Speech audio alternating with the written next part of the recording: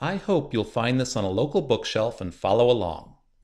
Pauly, the Adventurous Pallid Bat by Heather Irbinskas and illustrated by Brian Anthis.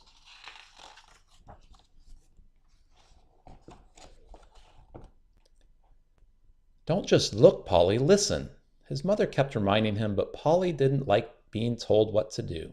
He was a big bat now, and he could handle this on his own. He knew that bats needed their eyes and ears to see best in the dark. That's what made them special. Pauly just wanted to have a real look now and then. Okay, he'd missed a few scorpions along the way, but his mother had helped him on those nights. Tonight was different, though. This time he was to go out alone.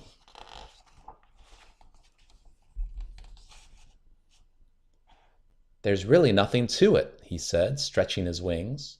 Just keep your mouth open and your ears cocked.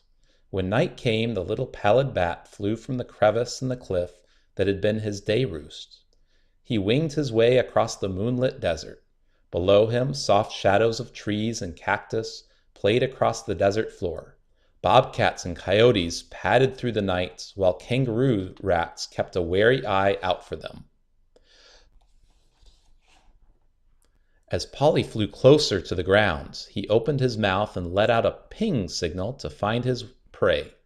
His large ears twitched, listening for the echoes. He listened for footsteps, and there they were. He knew the sound when he heard it. In fact, it made quite a racket to Pauly's ears. Hup, hup, hup, hup, hup, hup. It was a centipede marching along on its many feet.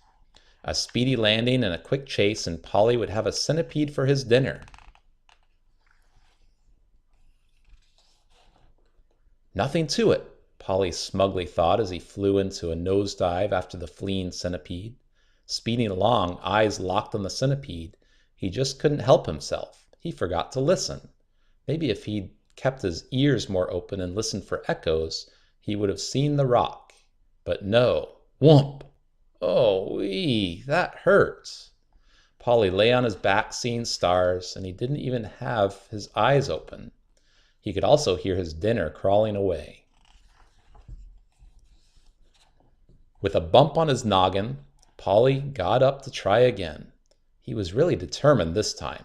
Don't just look, you've got to listen, he told himself as he flew along. Listen to what? Someone asked.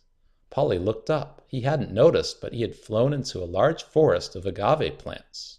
Flittering among the blossoms were long-nosed bats, their heads and shoulders dusted with golden pollen. Listen to what? The bat asked again. Well, I'm listening for my dinner, Pauly replied. You're not going to hear much while you're talking to yourself, the old long-nosed bat laughed. Besides, I'll tell you a secret. Dinner's right here. Pauly looked around. Where?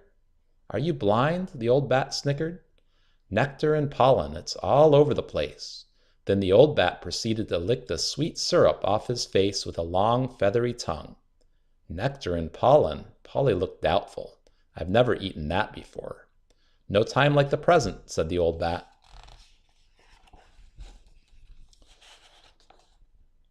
Pauly circled above the blossoms, watching the other bats feed. It looks pretty easy to me. Then a thought came to mind. Gee, I don't have to hunt and I don't have to listen. I sure don't see any rocks.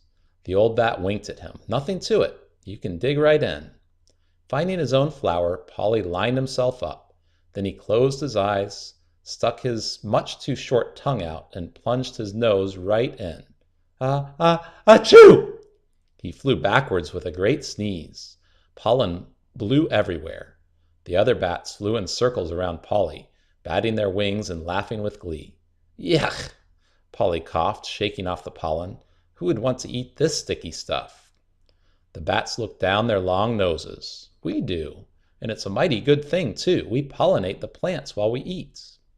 I think you had better stick to your beetles, the old bat chuckled. It's scorpions and centipedes. Pauly was getting pretty grumpy. All this talk about eating had made him even hungrier. If he was going to get a meal, it was time to fly on. Over the hills and valleys, Pauly searched for a meal. Thirsty, he dipped down over a small spring and took a drink on the fly. Small pipistrelle bats waved hello to him as they chased after mosquitoes and other tiny bugs that lived near the water. Soon Polly came upon a canyon wall where the mouth of a cave loomed wide.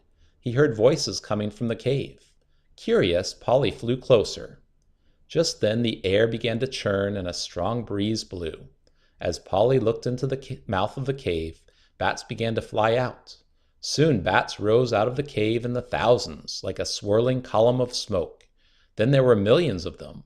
Polly tumbled through the air, pushed by the wind from their wings.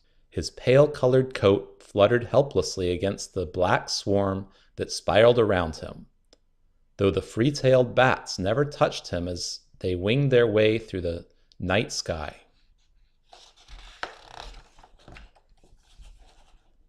"Hey, where are you going so fast?" shouted Polly breathlessly. "Over the mountain," said one flying by. "We're going to the farmer's field," said another. "We eat moths that destroy the corn," said a third. "Tons and tons of moths a night," said others. "Hey, I'm hungry. Can I come along?" Polly asked. "Sure, there's plenty to eat, but hurry. Hurry," said the last bat out of the cave. On their narrow, swift wings, the swarm of free-tailed bats sped through the night. Try as he could, Polly could not keep up with them. "Hey, wait for me," he cried out. But they were already gone. Polly was alone again. Things were just not working out. His stomach growled. The moon glistened on his pale coat, and an owl hooted, reminding him to be careful. He could become a meal himself. Polly was really tired and hungry now. With the night half gone, he stopped to rest in an old cottonwood tree. His eyes drooped and he yawned widely. Locking his toes onto the bark of the tree, Polly folded his wings and closed his eyes.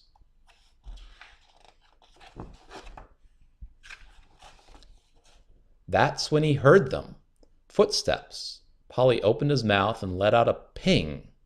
He cocked his ear to listen for an echo. Below him, soft, fluffy mounds lay on the ground. He listened carefully. Then he heard them again, the footsteps of a scorpion. Polly pinged once more in a whisper. He didn't want the scorpion to hear him. From the echo, the scorpion was a whopper, and it was right on top of that big blue mound. In the blink of an eye, Polly dove and landed on the mound with a thump. "Hey," the mound sat up, tossing Polly in the air. "What's on my sleeping bag?"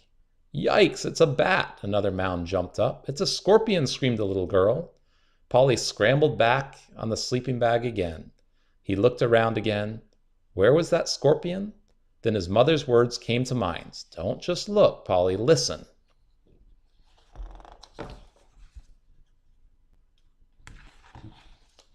Polly listened for the sound of footsteps again. With a hop and a skip, Polly pounced on his prey. Back and forth, over and over, the scorpion and the little bat fought. What a fight! With one good bite, the battle was over. Polly had won. He sprang off the ground with the scorpion in his mouth and flew back into the tree. If his mouth hadn't been full, you could have seen him smile.